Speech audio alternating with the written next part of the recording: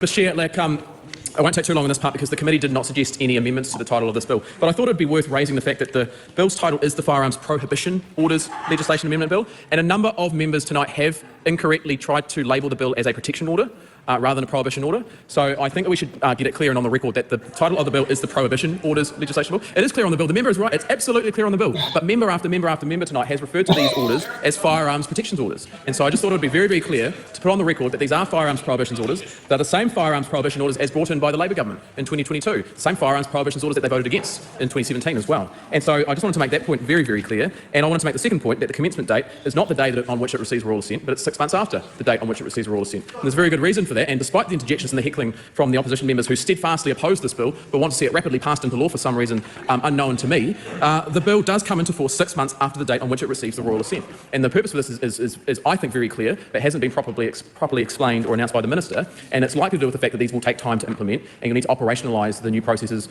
with the police. So I wonder if the Minister can just address that point for the commencement date and any other further comments or thoughts you might have. The Honourable Nicole McKee. I thank the member for clarifying the name of the bill. It has been misrepresented continuously through this evening.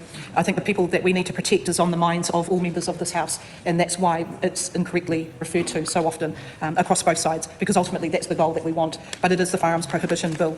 And the member is quite right in regard to the commencement 6 months away. We want to make sure that New Zealand Police are trained well in the operational instigation of how they're going to go about enforcing the new the bespoke search powers that they've been given. We don't want them to come up against New Zealand BORA in Section 21. We want to make sure that when they do this, they do it right, because it is a power that they've not had before. So the training needs to be there for them, and that is ultimately the main reason why there is a 6 month delay from royal assent to implementation.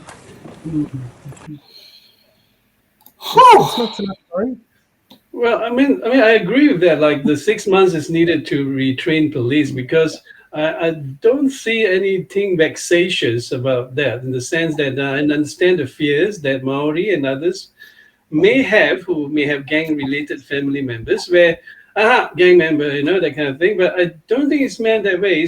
I mean, the police are not silly. I mean, they are quite good people there. I mean, although Paul will say they are all racist in the past, but, the point is that when you talk about vexatious, right? It means like, I just don't like you. You look Maori. I'm just going to stop you and search you for guns. But it's not like that, okay? I mean, it's basically more like what Paul was saying. There's a place nearby, if people buy drugs from, they might have guns, and then they go in and slap the protection order, and then as a result, protect the public from drive-by shootings, from crossfires, grandma coming out, opening the door and bang. So things like that, I think. So it's not really targeted at any specific culture. I mean, so I think it's kind of a good bill in a way to protect victims. And recidivism, I mean, it's not true. I mean, like, look, let's give credit where it's due. I mean, there is this Man Up program that has rehabilitated 4,000 former gang members.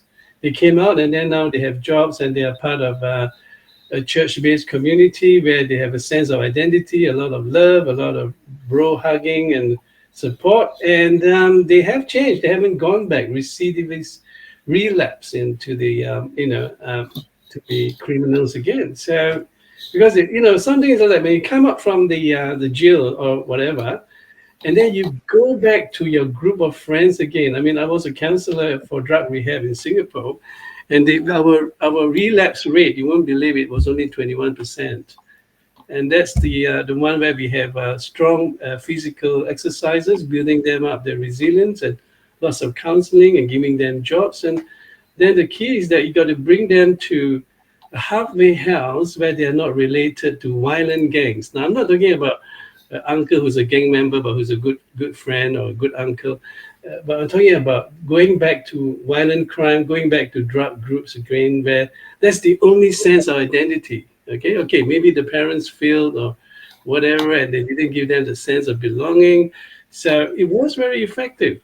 So even the so-called military thing that was because our New Zealand Army was training them. Actually, it's like CrossFit training. CrossFit, the really intensive, similar like military, is to build up their muscles, build up their resilience against drugs, resilience against addiction to vaping, and all that stuff. So is actually meant to strengthen their self-esteem. So, I mean, if viewed in that context, it's fine. But if you see, oh, all right, it's military, the way, the way that the Greens and Labour is, military equals to, but actually it's not.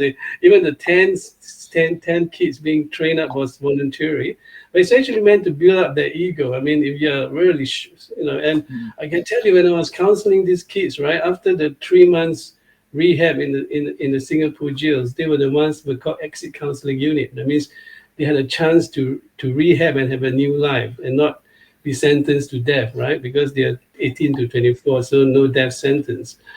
How strict Singapore is. And our role as counselors was a joy to see that they were so fit, right? That they had so many apps that we guys were saying, wow, you are lucky, guys. You guys have so many apps now, 6 apps, 8 apps. And they were so fit and health, self-esteem came back.